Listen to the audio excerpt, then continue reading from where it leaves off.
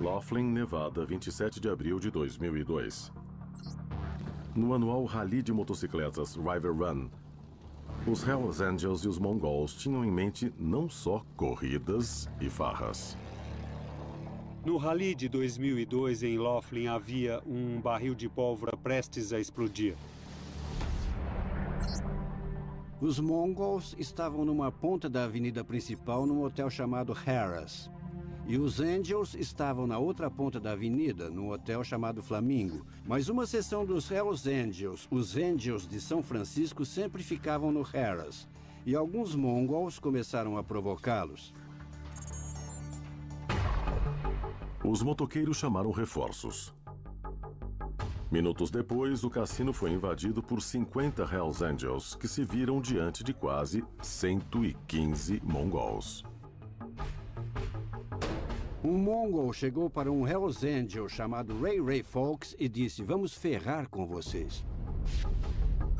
E Ray Fawkes chutou o peito dele e foi assim que começou.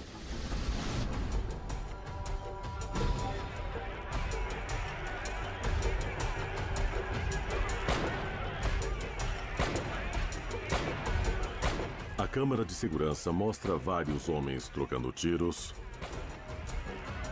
e outros dando facadas. Alguns hóspedes inocentes acabaram na mira do confronto mortal.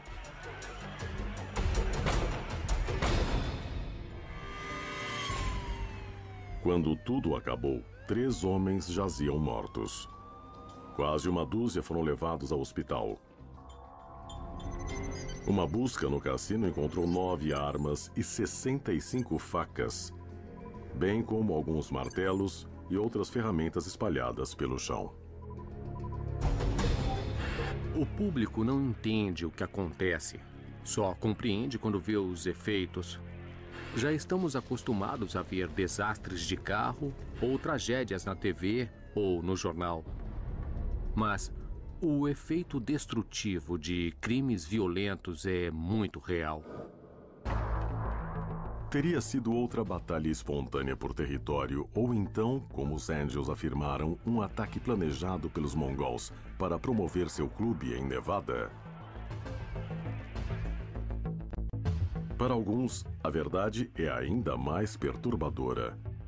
A briga teria sido instigada por agentes disfarçados do Birô de Álcool, Tabaco e Armas de Fogo. O ATF sabia o que acontecia. Até que ponto o ATF promoveu o incidente é um dos muitos segredos do ATF. Agentes do ATF assistiram à briga durante mais de 1 hora na sala de segurança do Harrah's. Me disseram, e eu tendo a acreditar, que havia 2 informantes secretos do ATF no cassino do Harrah's quando a briga estourou.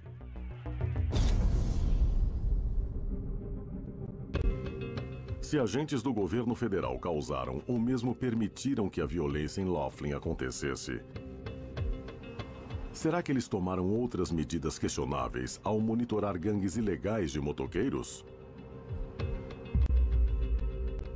Nos anos 80 e 90, as tentativas das autoridades nacionais e locais de recrutar informantes ou infiltrar policiais disfarçados nos Hells Angels não deram em nada. Tanto que o presidente do clube, Sonny Barger, se gabava de que os Angels eram impenetráveis.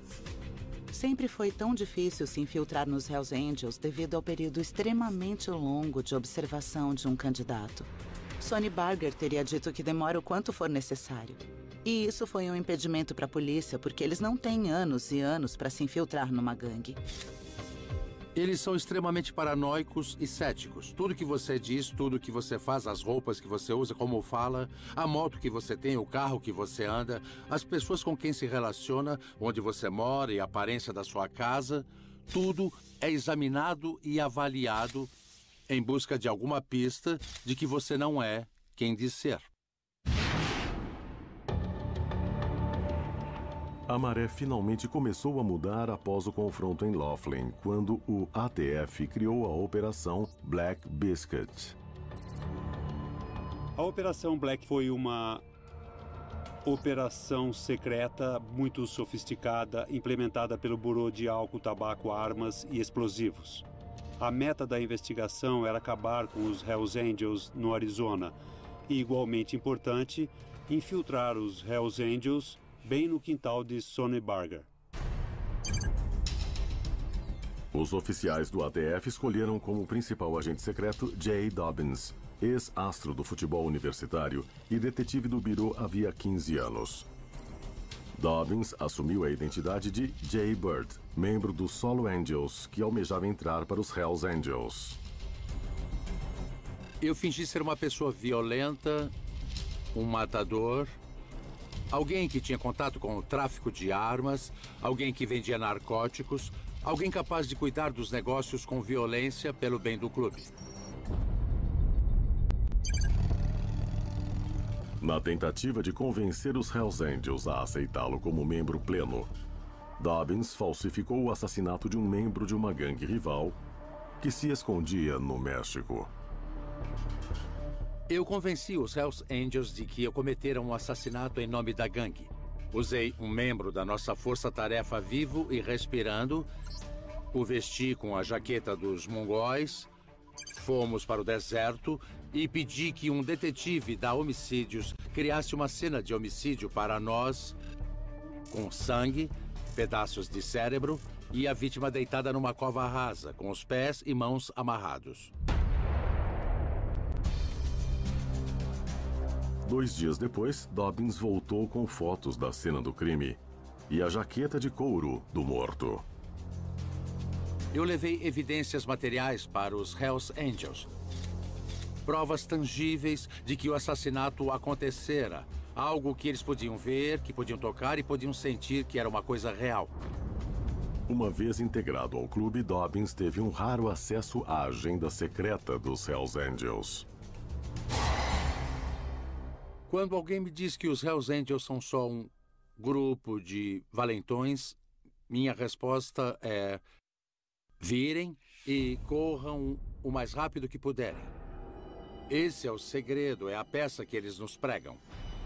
Na verdade, eles são uma organização criminosa internacional, cruel e violenta, capazes de tudo para defender o clube, defender o nome do clube e sua filiação a esse clube.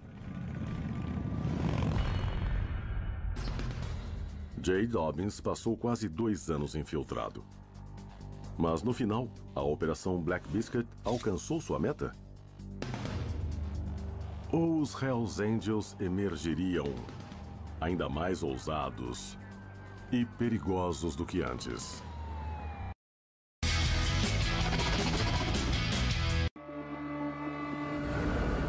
Dura disputa. Entendido, já tô a caminho. Em 8 de julho de 2003, a Operação Black Biscuit terminou com o indiciamento de 16 membros e associados dos Hells Angels, incluindo 3 presidentes de seções, por extorsão, tráfico de armas e drogas e assassinato.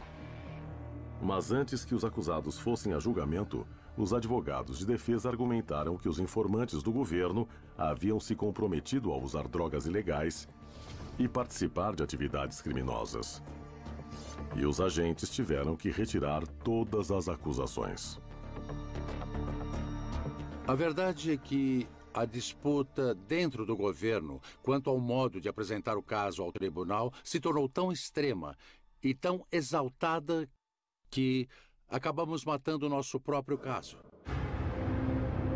Uma década depois, Dobbins continua decepcionado com o desfecho da sua missão. Eu adoraria dizer que meu trabalho causou tal estrago aos Hells Angels que eles jamais serão os mesmos. Mas, na verdade, eles ficaram ainda mais fortes, ficaram ainda maiores, ficaram ainda mais poderosos. Hoje, os Hells Angels veem a luta com o governo federal apenas como parte dos negócios. Uma preocupação bem maior para os Hells Angels e para o povo americano é a ameaça crescente representada por outras gangues de motoqueiros e a guerra secreta travada nas ruas pelo controle do comércio de drogas. Sparks, Nevada, 23 de setembro de 2011. Jethro Pettigrew, presidente da seção de San José, Califórnia, dos Hells Angels, foi assassinado no John Ascuagas Nugget Casino.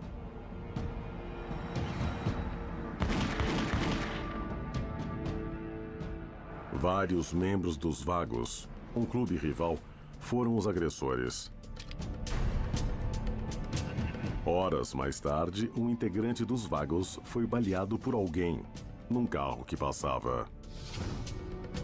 Com organizações como gangues de motoqueiros, a população em geral sempre corre o risco de estar na hora errada, no lugar errado. E a maioria não tem consciência disso.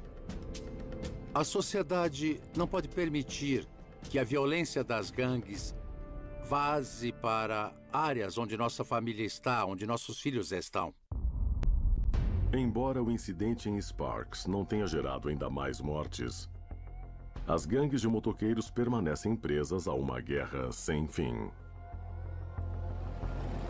Os maiores e mais violentos desses clubes são os chamados Grande Quatro.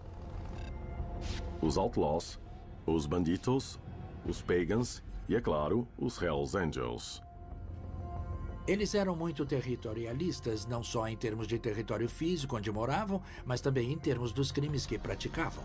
Não queriam lidar com outras gangues, então eles vigiavam seu território e mandavam mensagens. E se fosse preciso matar um membro da outra gangue, eles matavam para enviar uma mensagem. Quando você entra para uma gangue como Hells Angels, é para ganhar poder. E poder nas ruas, principalmente para intimidar cidadãos comuns. Eles não gostam da sociedade. Não gostam do nosso mundo. Charles Falco passou quase 3 anos infiltrado na gangue Vagos. E depois passou mais 5 anos infiltrado nos Outlaws. Falco testemunhou em primeira mão os métodos radicais usados pelos Hells Angels para proteger seu território. Eles nos caçavam, seguiam, vigiavam. São muito metódicos quando planejam uma retaliação. Às vezes esperam 1 ano. E então colocam uma bomba. Podem bombardear ou atirar com rifles de alta potência. Não é algo com que membros de gangues normais precisam se preocupar. O público tem que saber disso, porque eles são assassinos e ameaças para a sociedade. Cada gangue de motoqueiro gosta de usar uma arma diferente. Os Pagans usam uma grande bengala de madeira que parece um bastão.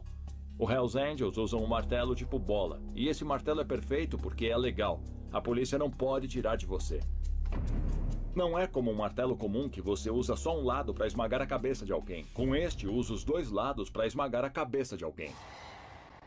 Se os Hells Angels estão no centro dessa guerra clandestina, por que as autoridades não são capazes de detê-los?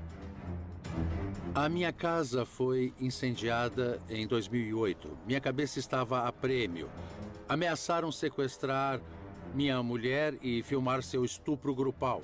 Quando as ameaças começaram, meu próprio governo e a minha própria agência me abandonaram. Me disseram que os Hells Angels eram grandes demais, que eram fortes demais e que eu estava sozinho.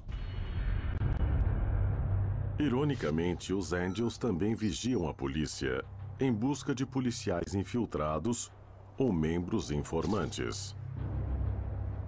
Eu encontrei algumas fotografias minhas, fotografias do meu carro de polícia, na casa de vários membros de gangues de motoqueiros. Os Angels também usam suas namoradas e outros amigos do clube para se infiltrar na polícia. Algumas trabalham na central e em delegacias de polícia.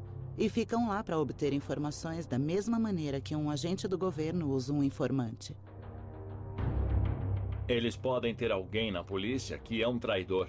Toda uma rede de pessoas e contatos fazem favores para eles. Se você se preocupa ou se pergunta se os Hells Angels se infiltrarem em nosso governo ou se tem a capacidade de se infiltrar no governo, não se preocupe, porque eles têm. Enquanto a polícia continua procurando meios de derrubar o império criminoso dos Hells Angels, o clube não para de crescer, especialmente em outros países. Mas até que ponto essas novas seções estrangeiras são fortes e perigosas? E o que pode ser feito para controlá-las?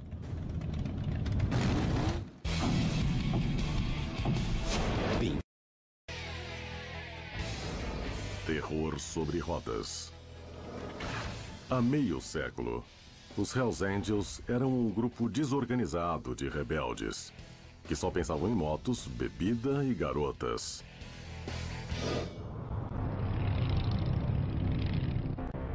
Hoje, eles são um império global, com mais de 100 gangues oficiais em 25 países ao redor do mundo. Gangues de motoqueiros são um produto americano. Em qualquer lugar que você vá, encontrará uma gangue que será exatamente igual à matriz. Eles criaram essa franquia para poderem controlar o tráfico de drogas. A meta deles é se tornarem um grupo dominante. Fazem isso absorvendo outros grupos para serem uma enorme gangue vermelha e branca. A riqueza e o poder das gangues internacionais aumentaram, mas a violência também. No Canadá, numa guerra por território envolvendo a seção quebequense dos Hells Angels, foram usados não só rifles militares, como também bombas e granadas movidas por foguetes. Na briga, cerca de 160 pessoas perderam a vida e incontáveis outras foram mutiladas ou feridas, entre elas espectadores inocentes. Eles são o equivalente dos cartéis mexicanos. Os Hells Angels usam uma etiqueta no casaco, só os que mereceram, que diz Elite Suja. A explicação que dão para o público é que a elite suja são os que continuam nas festas, mesmo até acabarem. Mas a verdade é que você conquista uma etiqueta dizendo elite suja quando comete um assassinato pela gangue. O governo americano declarou os Hells Angels um grupo criminoso organizado em 1981. E em 2012 proibiu membros de clubes internacionais de entrarem no país. Mas em 16 de agosto de 2012, os Hells Angels processaram o Departamento de Segurança Interna para que retirasse a classificação de organização criminosa. Como essa irmandade de motoqueiros, com fama de serem anarquistas e libertários, tornou-se tão organizada, a ponto de enfrentar o governo americano num tribunal. Os Hells Angels enriqueceram tanto que podem contratar os melhores advogados e lutar contra qualquer acusação que for feita contra eles. Mas quanto à riqueza, eles só deixam transparecer o que querem. O clube tem cerca de 240 grupos, e cada um deles é uma força autônoma, então não tem um fundo central.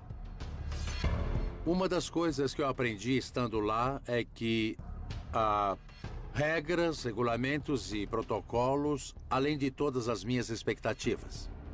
Os membros precisam frequentar reuniões regulares e pagar mensalidades ao clube.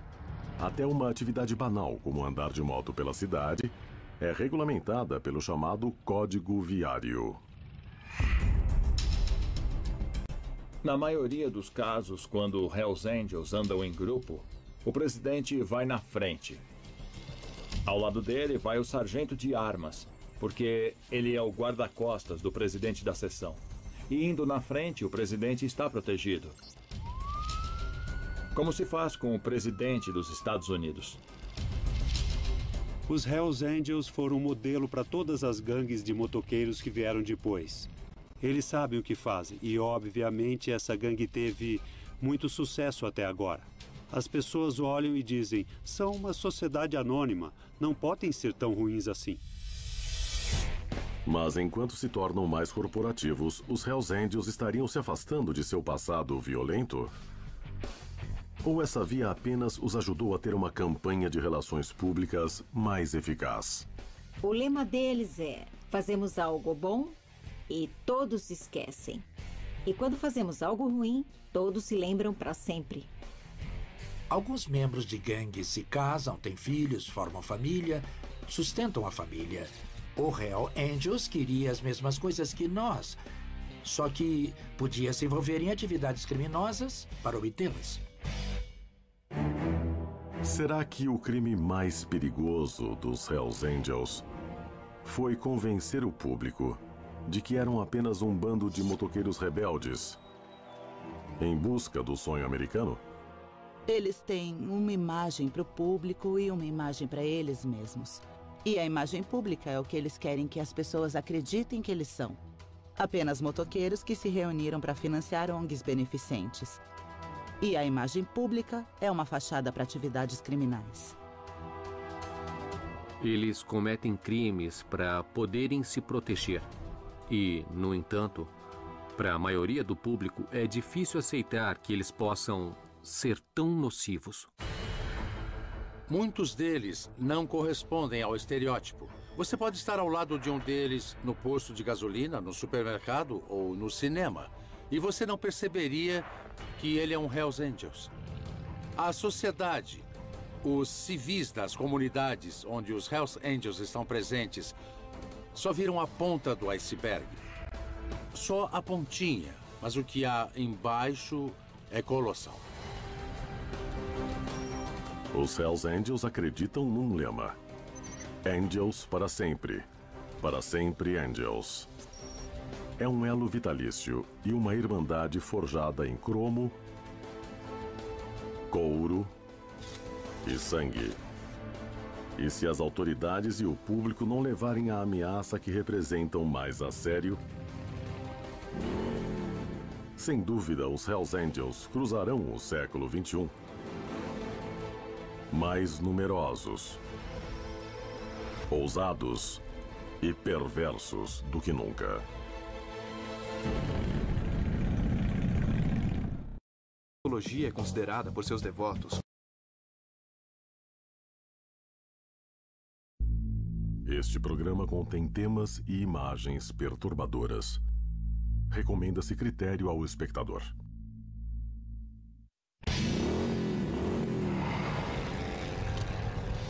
Eles são um exército de foras da lei.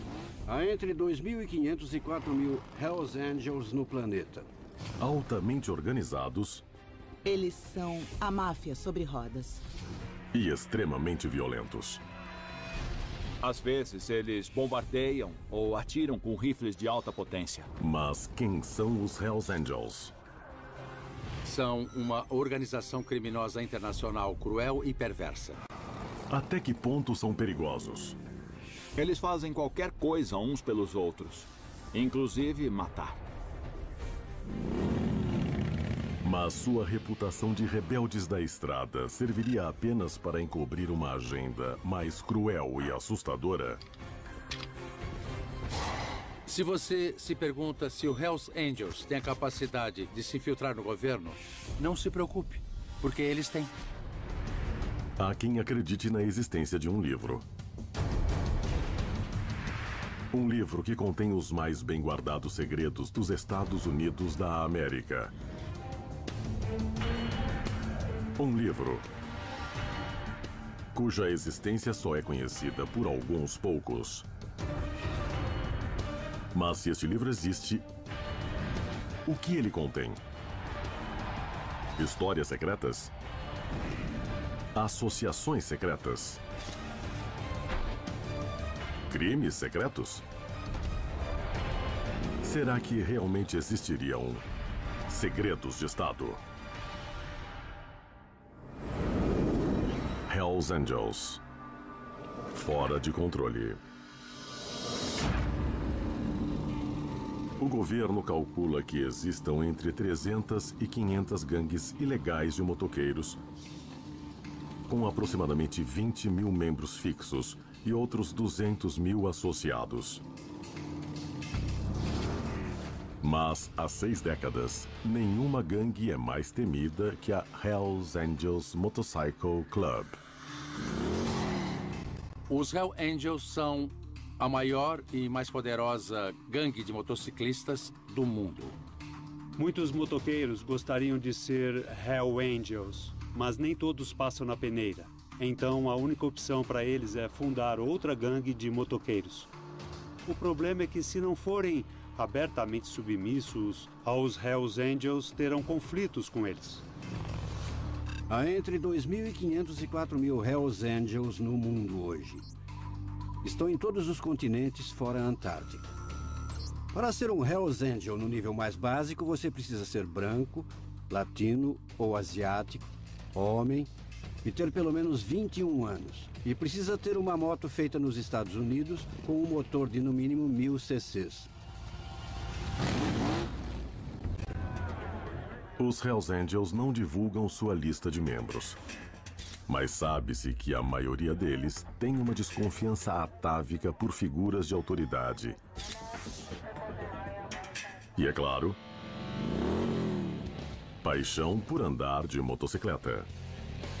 Nada como subir na moto, cair na estrada e fazer o que te dá na telha. Tudo que dizem sobre liberdade não são clichês, são verdades. É difícil você não vibrar quando sobe numa Harley.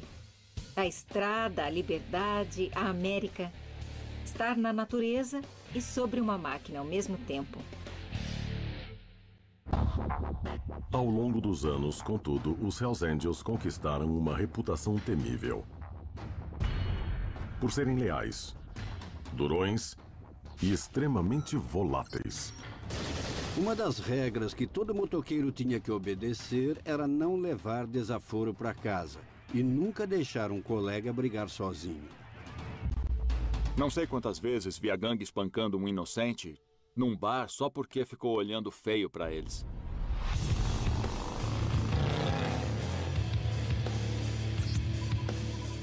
Sturgis, Dakota do Sul. Centenas de milhares de motoqueiros e suas namoradas de biquíni chegam à cidade para uma semana de corridas, manobras e farra. O rally de moto de Sturgis é o maior e melhor rally do tipo nos Estados Unidos e no mundo.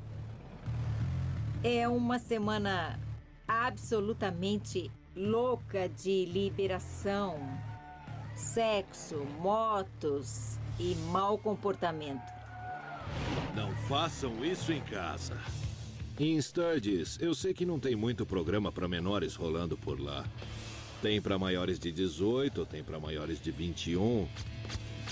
Tudo é possível lá. 10 de agosto de 2011. Nessa atmosfera de carnaval, vários membros dos Mongols, uma notória gangue de motoqueiros do sul da Califórnia, se reuniam num restaurante chamado One-Eyed Jacks. Os mongols estavam chapados, parecia que tinham bebido muito. Faziam barulho, procuravam confusão.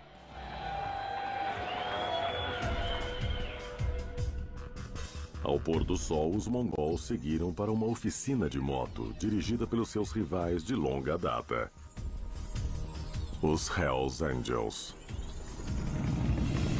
Eles eram motoqueiros hispânicos que não conseguiram entrar para o Hells Angels. Então, eles disseram para o inferno Hells Angels e fundaram o próprio clube. Alguns mongols se aproximaram da oficina. Parecia que eles queriam mostrar sua presença, mas não de modo agressivo.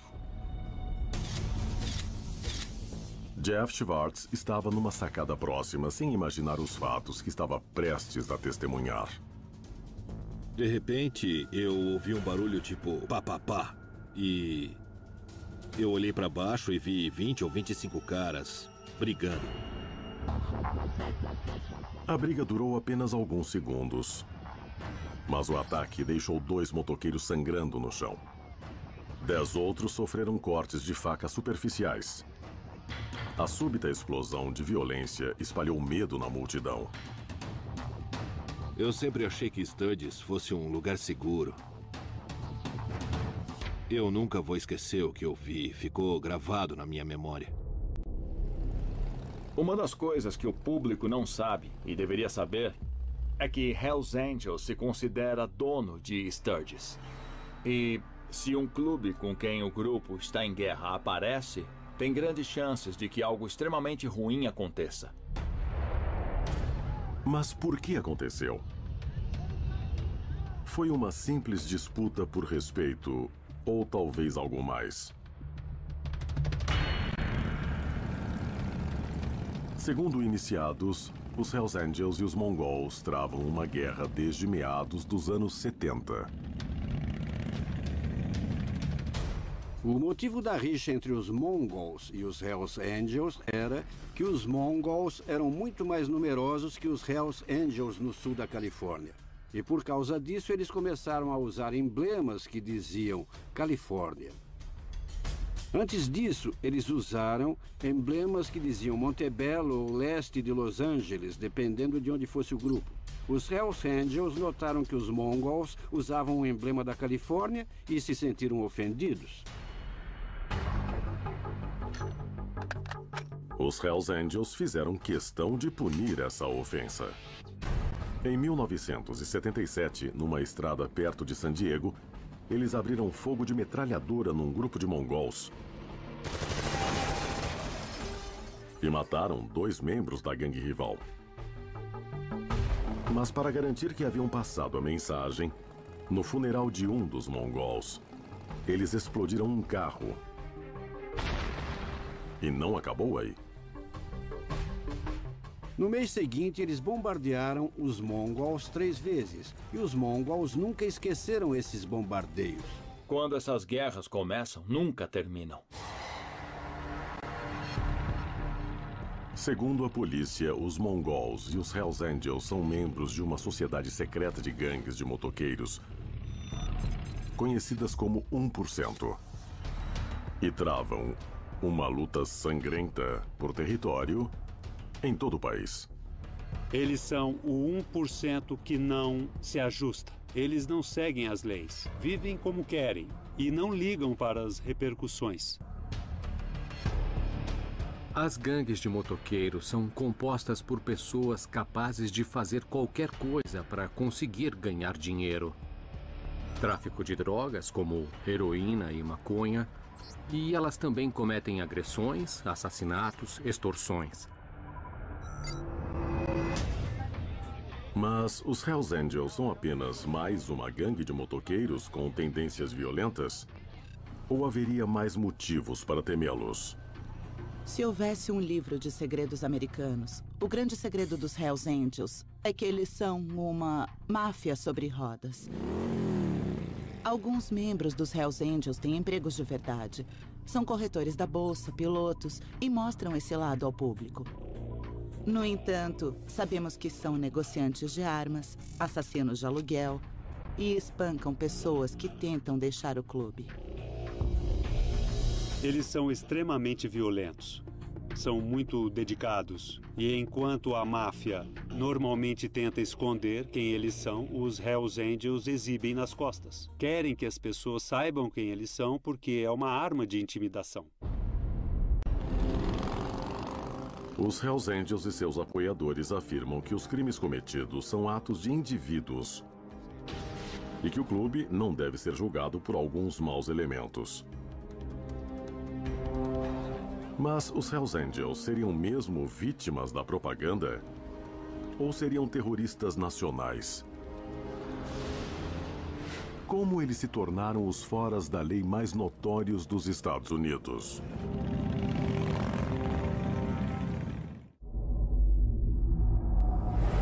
Sexo, drogas e rock and roll. Em setembro de 2008, a série para a TV Sons of Anarchy estreou e logo se tornou um dos programas mais populares dos Estados Unidos. Pela primeira vez, uma série mostrava um clube de motoqueiros envolvido no mundo violento das drogas ilegais, armas e assassinatos por encomenda. Em 43 minutos mostravam tiroteios, enterro de corpos, a castração de um palhaço pedófilo e o suborno de oficiais do governo. E era um dia típico para eles. O fascínio de Hollywood por gangues de motoqueiros não é novidade. Nos anos 50 e 60, filmes como O Selvagem, e Easy Rider criaram a persona do motociclista rebelde. Os Hells Angels são a única gangue de motoqueiros que forjou a imagem de motociclista rebelde. Então, eles foram brilhantes e foram magistrais ao criar uma campanha de RP que lhes permitiu vender a sua marca pelo mundo inteiro. Peça para um professor, uma dona de casa, um empresário, descrever o estereótipo de um motoqueiro e eles dirão Hell Angels. A nossa sociedade os vê como rebeldes sem causa. São considerados cowboys, bandidos, fora da lei, com aura romântica. As mulheres se sentem atraídas por perigo e poder. E os Hells Angels encaram ambas as qualidades. E nada é mais perigoso do que andar na garupa dos Hells Angels. Tem alguma coisa assim sensual nisso. Você andaria na garupa do cavalo do Jesse James? Eu sim. Entendido, já tô a caminho. Mas essa imagem acabou sendo uma faca de dois gumes para os Hells Angels, que prosperavam, mas também foram perseguidos devido à fama de foras da lei. Mas o que é fato e o que é ficção quando se trata dessa gangue de motoqueiros notoriamente secreta? O mito do motoqueiro fora da lei pode ser remontado a 4 de julho de 1947, quando 4.000 motociclistas de todo o país invadiram a sonolenta cidade de Hollister, na Califórnia. A mídia descreveu uma cidade tomada por bandos de motoqueiros descontrolados. E quando a revista Life publicou uma fotografia de um motoqueiro bêbado cercado de garrafas de cerveja, a imagem se consolidou. Mas essa foto contava toda a verdade? Olha, a verdade secreta é que essa fotografia foi 100% montada. Um repórter do São Francisco Chronicle estava lá, Barney Peterson. Ele viu um cara na rua, deu uma motocicleta para ele e recolheu garrafas. Garrafas quebradas de cerveja e latas de cerveja. Colocou tudo ao redor dele e tirou muitas fotos. Após o incidente em Hollister, um motoqueiro presente ao evento, Otto Friedley, fundou um novo clube de motociclistas em San Bernardino, na Califórnia, e o chamou de Hells Angels. Existem vários mitos sobre a criação do clube. Seriam veteranos de guerra que, depois de voltar, se sentiram deslocados. Alguns são verdadeiros, mas os Hells Angels eram operários, brancos, privados de seus direitos. Tentavam viver o sonho americano num lugar onde não conseguiam mais encontrá-lo.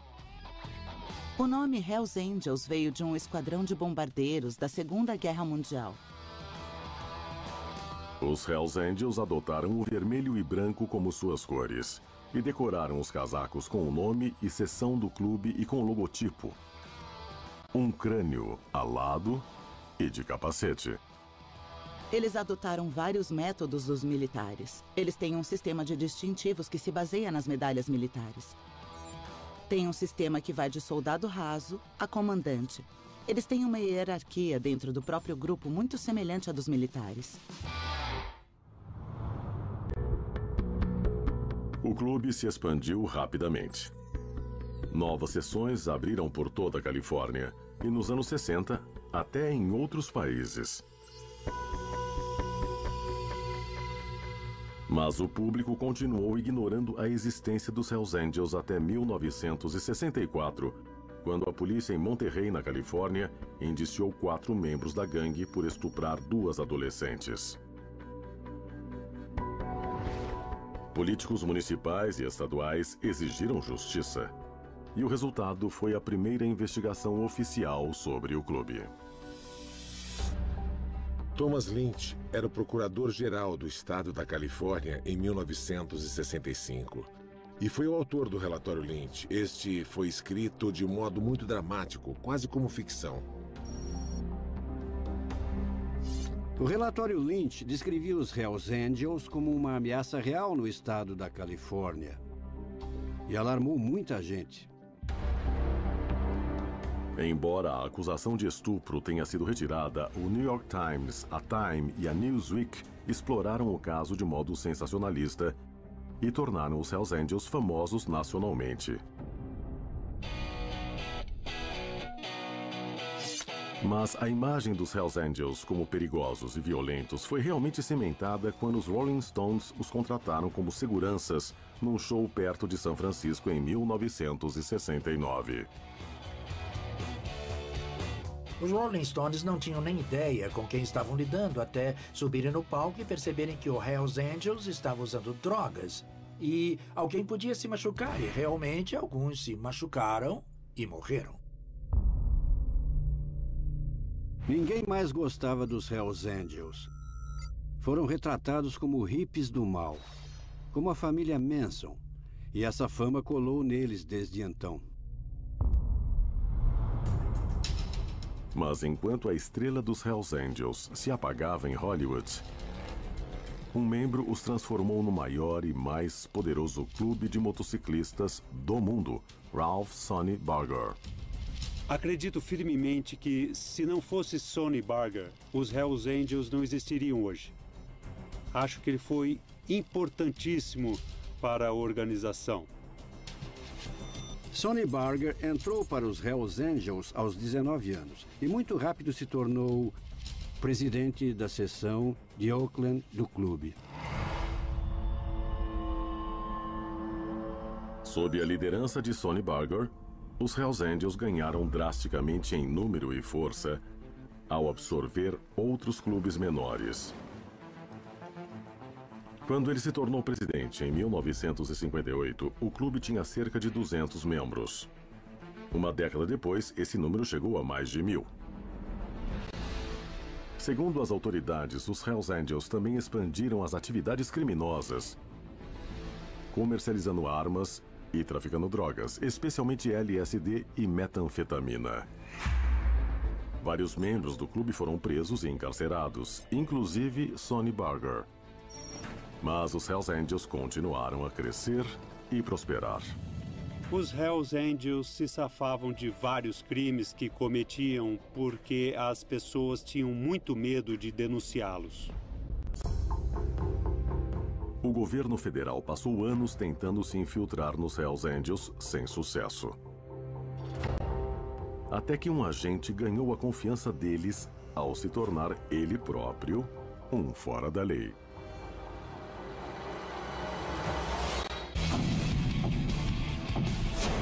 Ex-astro do futebol universitário e detetive do Bureau havia 15 anos.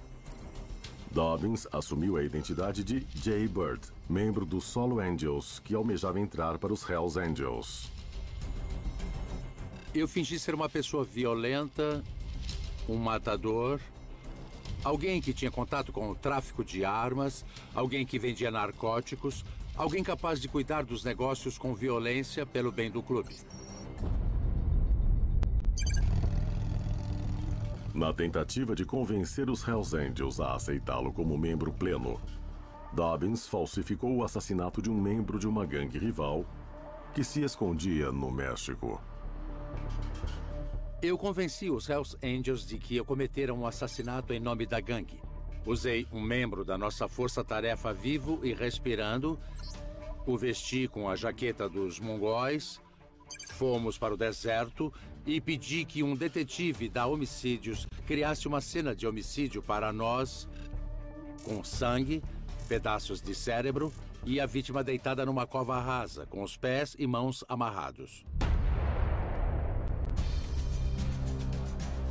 2 dias depois, Dobbins voltou com fotos da cena do crime e a jaqueta de couro do morto.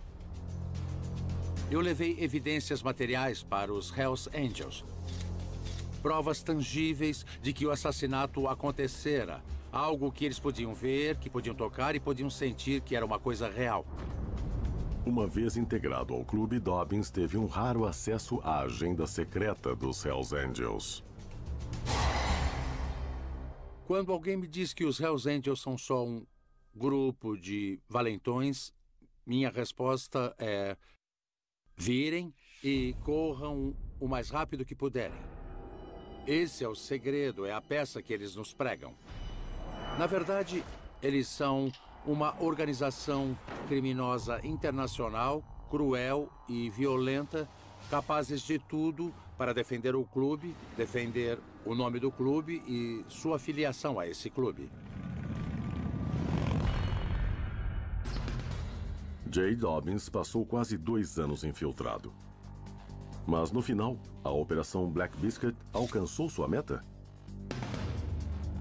Ou os Hells Angels emergiriam ainda mais ousados e perigosos do que antes?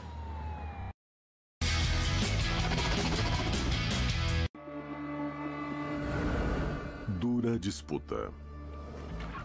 Entendido, já tô a caminho. Em 8 de julho de 2003, a Operação Black Biscuit terminou com o indiciamento de 16 membros e associados dos Hells Angels. Jay Dobbins passou quase 2 anos infiltrado. Mas no final, a Operação Black Biscuit alcançou sua meta? Ou os Hells Angels emergiriam ainda mais ousados e perigosos do que antes?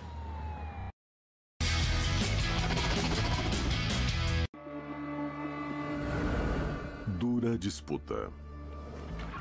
Entendido, já tô a caminho.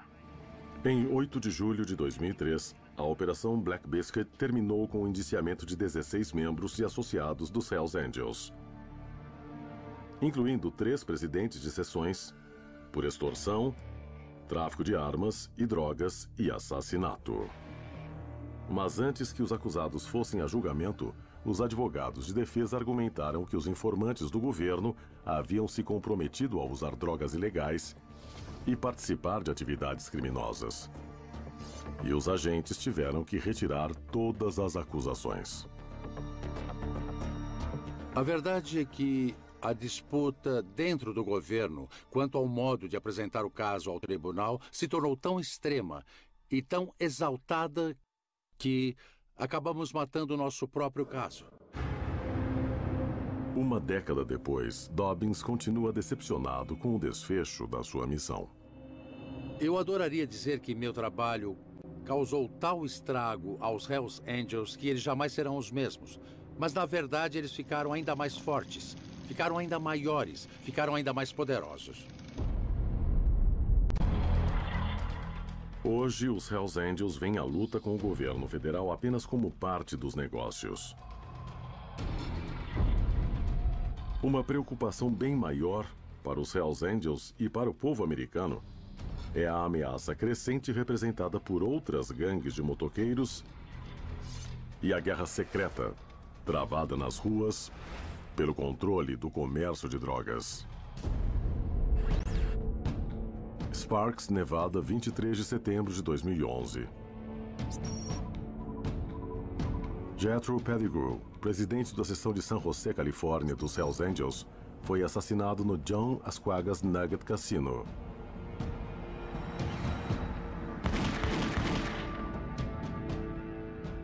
Vários membros dos Vagos, um clube rival, foram os agressores. Horas mais tarde, um integrante dos Vagos foi baleado por alguém num carro que passava.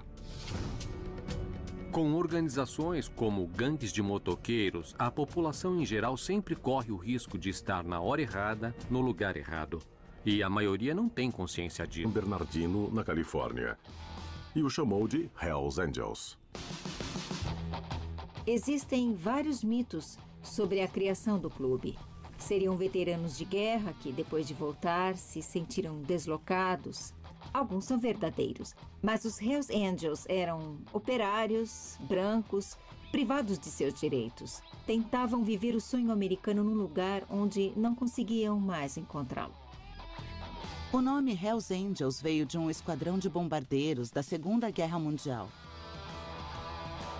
Os Hells Angels adotaram o vermelho e branco como suas cores e decoraram os casacos com o nome e seção do clube e com o logotipo. Um crânio alado e de capacete. Eles adotaram vários métodos dos militares. Eles têm um sistema de distintivos que se baseia nas medalhas militares. Tem um sistema que vai de soldado raso a comandante. Eles têm uma hierarquia dentro do próprio grupo muito semelhante à dos militares. O clube se expandiu rapidamente. Novas seções abriram por toda a Califórnia e nos anos 60 até em outros países. Mas o público continuou ignorando a existência dos Hells Angels até 1964, quando a polícia em Monterrey, na Califórnia, indiciou 4 membros da gangue por estuprar 2 adolescentes. Políticos municipais e estaduais exigiram justiça. E o resultado foi a primeira investigação oficial sobre o clube. Thomas Lynch era o procurador-geral do estado da Califórnia em 1965. E foi o autor do relatório Lynch. Este foi escrito de modo muito dramático, quase como ficção. O relatório Lynch descrevia os Hells Angels como uma ameaça real no estado da Califórnia. E alarmou muita gente. Embora a acusação de estupro tenha sido retirada, o New York Times, a Time e a Newsweek exploraram o caso de modo sensacionalista e tornaram os Hells Angels famosos nacionalmente. Mas a imagem dos Hells Angels como perigosos e violentos foi realmente cimentada quando os Rolling Stones os contrataram como seguranças num show perto de São Francisco em 1969. Os Rolling Stones não tinham nem ideia com quem estavam lidando até subirem no palco e perceberem que o Hells Angels estava usando drogas. E alguém podia se machucar, e realmente alguns se machucaram e morreram. O público continuou ignorando a existência dos Hells Angels até 1964, quando a polícia em Monterrey, na Califórnia, indiciou 4 membros da gangue por estuprar 2 adolescentes. Políticos municipais e estaduais exigiram justiça. E o resultado foi a primeira investigação oficial sobre o clube. Thomas Lynch era o procurador-geral do estado da Califórnia em 1965. E foi o autor do relatório Lynch. Este foi escrito de modo muito dramático, quase como ficção. O relatório Lynch descrevia os Hells Angels como uma ameaça real no estado da Califórnia. E alarmou muita gente. Embora a acusação de estupro tenha sido retirada, o New York Times, a Time e a Newsweek exploraram o caso de modo sensacionalista e tornaram os Hells Angels famosos nacionalmente. Mas a imagem dos Hells Angels como perigosos e violentos foi realmente cimentada quando os Rolling Stones os contrataram como seguranças num show perto de São Francisco em 1969. Os Rolling Stones não tinham nem ideia com quem estavam lidando até subirem no palco e perceberem que o Hells Angels estava usando drogas. E alguém podia se machucar, e realmente alguns se machucaram e morreram. Ninguém mais gostava dos Hells Angels. Foram retratados como hippies do mal, como a família Manson, e essa fama colou neles desde então. Mas enquanto a estrela dos Hells Angels se apagava em Hollywood, um membro os transformou no maior e mais poderoso clube de motociclistas do mundo, Ralph Sonny Barger. Acredito firmemente que, se não fosse Sonny Barger, os Hells Angels não existiriam hoje. Acho que ele foi importantíssimo para a organização. Sonny Barger entrou para os Hells Angels aos 19 anos e muito rápido se tornou presidente da seção de Oakland do clube. Sob a liderança de Sonny Barger, os Hells Angels ganharam drasticamente em número e força ao absorver outros clubes menores. Quando ele se tornou presidente em 1958, o clube tinha cerca de 200 membros.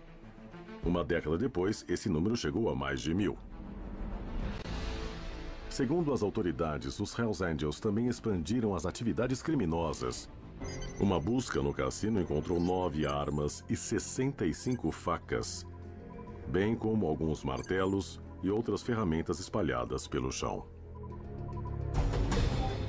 O público não entende o que acontece, só compreende quando vê os efeitos. Já estamos acostumados a ver desastres de carro ou tragédias na TV ou no jornal. Mas o efeito destrutivo de crimes violentos é muito real. Teria sido outra batalha espontânea por território, ou então, como os Angels afirmaram, um ataque planejado pelos mongols para promover seu clube em Nevada? Para alguns, a verdade é ainda mais perturbadora. A briga teria sido instigada por agentes disfarçados do Bureau de Álcool, Tabaco e Armas de Fogo. O ATF sabia o que acontecia. Até que ponto o ATF promoveu o incidente é um dos muitos segredos do ATF. Agentes do ATF assistiram à briga durante mais de 1 hora na sala de segurança do Harrah's. Me disseram, e eu tendo a acreditar, que havia 2 informantes secretos do ATF no cassino do Harrah's quando a briga estourou.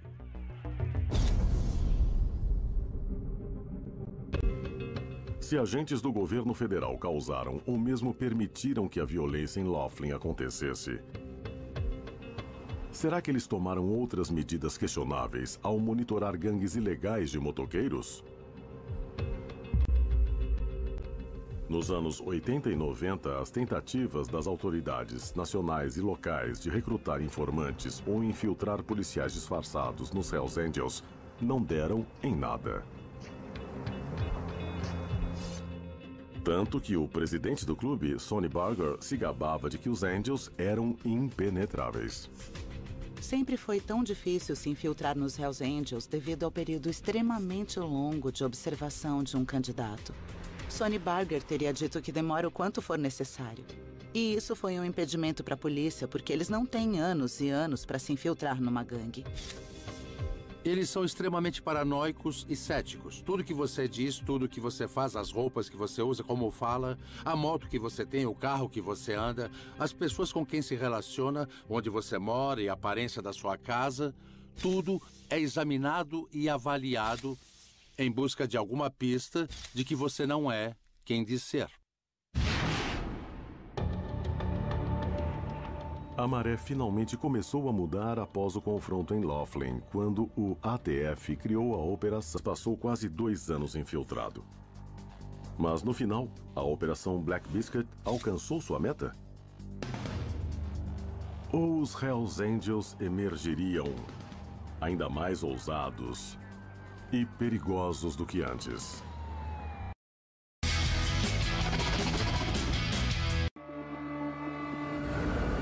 Dura disputa. Entendido, já tô a caminho.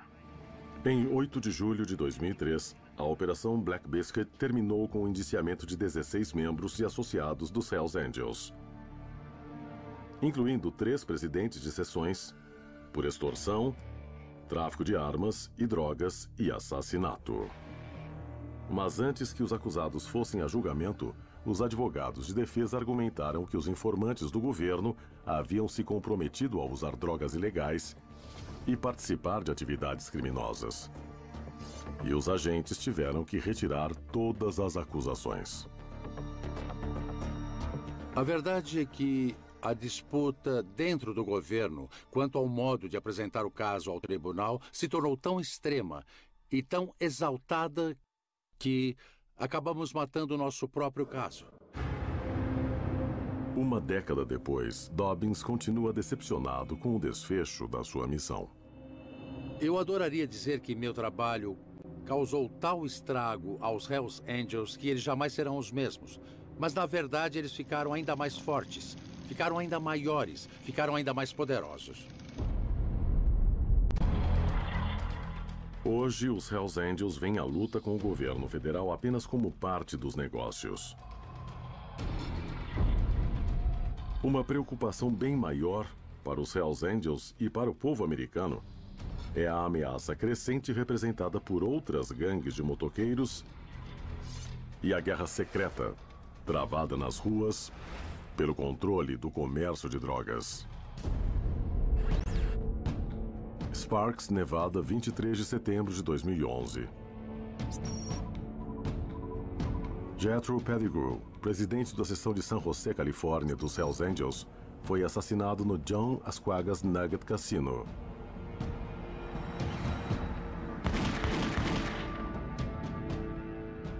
Vários membros dos Vagos, um clube rival, foram os agressores. Horas mais tarde, um integrante dos Vagos foi baleado por alguém num carro que passava. Com organizações como gangues de motoqueiros, a população em geral sempre corre o risco de estar na hora errada, no lugar errado. E a maioria não tem consciência disso. A sociedade... Terror sobre rodas.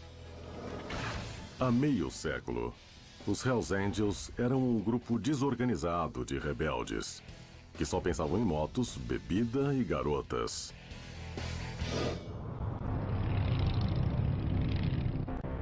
Hoje, eles são um império global, com mais de 100 gangues oficiais em 25 países ao redor do mundo.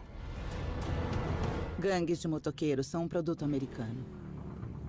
Em qualquer lugar que você vá, encontrará uma gangue que será exatamente igual à matriz. Eles criaram essa franquia para poderem controlar o tráfico de drogas. A meta deles é se tornarem um grupo dominante. Fazem isso absorvendo outros grupos para serem uma enorme gangue vermelha e branca. A riqueza e o poder das gangues internacionais aumentaram, mas a violência também. No Canadá, numa guerra por território envolvendo a seção quebequense dos Hells Angels, foram usados não só rifles militares, como também bombas e granadas movidas por foguetes. Na briga, cerca de 160 pessoas perderam a vida e incontáveis outras foram mutiladas ou feridas, entre elas espectadores inocentes. Eles são o equivalente dos cartéis mexicanos. Os Hells Angels usam uma etiqueta no casaco, só os que mereceram, que diz Elite Suja. A explicação que dão para o público é que a elite suja são os que continuam nas festas, mesmo até acabarem. Mas a verdade é que você conquista uma etiqueta dizendo elite suja quando comete um assassinato pela gangue. O governo americano declarou os Hells Angels um grupo criminoso organizado em 1981. E em 2012 proibiu membros de clubes internacionais de entrarem no país. Mas em 16 de agosto de 2012, os Hells Angels processaram o Departamento de Segurança Interna para que retirasse a classificação de organização criminosa. Como essa irmandade de motoqueiros, com fama de serem anarquistas e libertários, tornou-se tão organizada, a ponto de enfrentar o governo americano num tribunal. Os Hells Angels enriqueceram tanto que podem contratar os melhores advogados e lutar contra qualquer acusação que for feita contra eles. Mas quanto à riqueza, eles só deixam transparecer o que querem. A maior e mais poderosa gangue de motociclistas do mundo.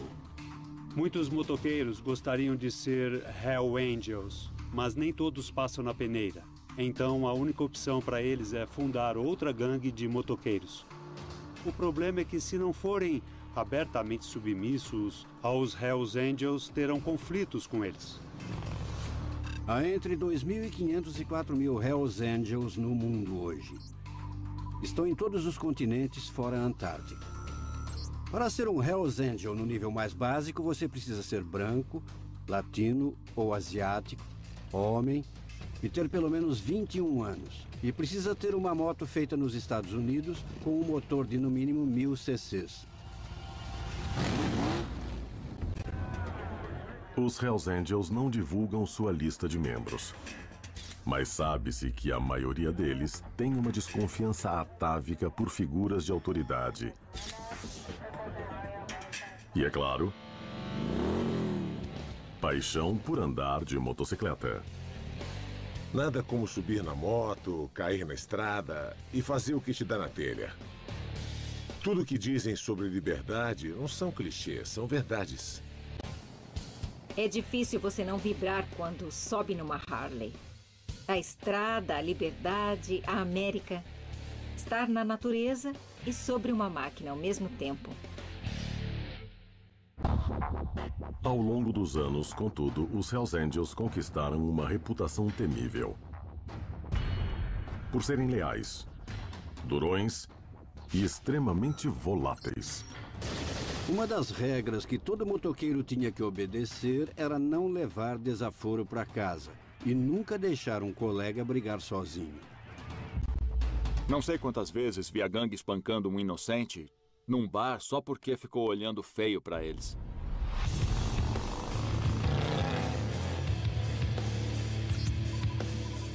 Sturgis, Dakota do Sul. Centenas de milhares de motoqueiros e suas namoradas de biquíni chegam à cidade para uma semana de corridas, manobras e farra. O rally de moto de Sturgis é o maior e melhor rally do tipo nos Estados Unidos e no mundo. É uma semana absolutamente louca de liberação, sexo, motos e mau comportamento. Não façam isso em casa. Em Sturgis, eu sei que não tem muito programa para menores rolando por lá. Tem para maiores de 18, tem para maiores de 21. Tudo é por dos segredos dos Estados Unidos da América. Um livro cuja existência só é conhecida por alguns poucos.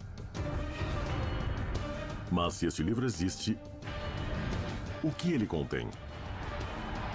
Histórias secretas? Associações secretas? Crimes secretos? Será que realmente existiriam segredos de Estado? Hells Angels. Fora de controle. O governo calcula que existam entre 300 e 500 gangues ilegais de motoqueiros, com aproximadamente 20 mil membros fixos e outros 200 mil associados. Mas, há 6 décadas, nenhuma gangue é mais temida que a Hells Angels Motorcycle Club. Os Hells Angels são a maior e mais poderosa gangue de motociclistas do mundo. Muitos motoqueiros gostariam de ser Hell Angels, mas nem todos passam na peneira. Então, a única opção para eles é fundar outra gangue de motoqueiros. O problema é que, se não forem abertamente submissos aos Hells Angels, terão conflitos com eles. Há entre 2.500 e 4.000 Hells Angels no mundo hoje. Estão em todos os continentes fora a Antártica. Para ser um Hells Angel no nível mais básico, você precisa ser branco, latino ou asiático, homem e ter pelo menos 21 anos. E precisa ter uma moto feita nos Estados Unidos com um motor de no mínimo 1000 cc's. Os Hells Angels não divulgam sua lista de membros. Mas sabe-se que a maioria deles tem uma desconfiança atávica por figuras de autoridade. E é claro, paixão por andar de motocicleta. Nada como subir na moto, cair na estrada e fazer o que te dá na telha. Tudo que dizem sobre liberdade não são clichês, são verdades. É difícil você não vibrar quando sobe numa Harley. A estrada, a liberdade, a América. Estar na natureza e sobre uma máquina ao mesmo tempo. Ao Ao longo dos anos, contudo, os Hells Angels conquistaram uma reputação temível. Por serem leais, durões e extremamente voláteis. O fascínio de Hollywood por gangues de motoqueiros não é novidade. Nos anos 50 e 60, filmes como O Selvagem e Easy Rider criaram a persona do motociclista rebelde. Os Hells Angels são a única gangue de motoqueiros que forjou a imagem de motociclista rebelde. Então, eles foram brilhantes e foram magistrais ao criar uma campanha de RP que lhes permitiu vender a sua marca pelo mundo inteiro. Peça para um professor, uma dona de casa, um empresário, descrever o estereótipo de um motoqueiro e eles dirão Hell Angels. A nossa sociedade os vê como rebeldes sem causa. São considerados cowboys, bandidos, fora da lei, com aura romântica. As mulheres se sentem atraídas por perigo e poder. E os Hells Angels encaram ambas as qualidades. E nada é mais perigoso do que andar na garupa dos Hells Angels. Tem alguma coisa assim sensual nisso. Você andaria na garupa do cavalo do Jesse James? Eu sim. Entendido, já tô a caminho. Mas essa imagem acabou sendo uma faca de dois gumes para os Hells Angels, que prosperavam, mas também foram perseguidos devido à fama de foras da lei. Mas o que é fato e o que é ficção quando se trata dessa gangue de motoqueiros notoriamente secreta? O mito do motoqueiro fora da lei pode ser remontado a 4 de julho de 1947,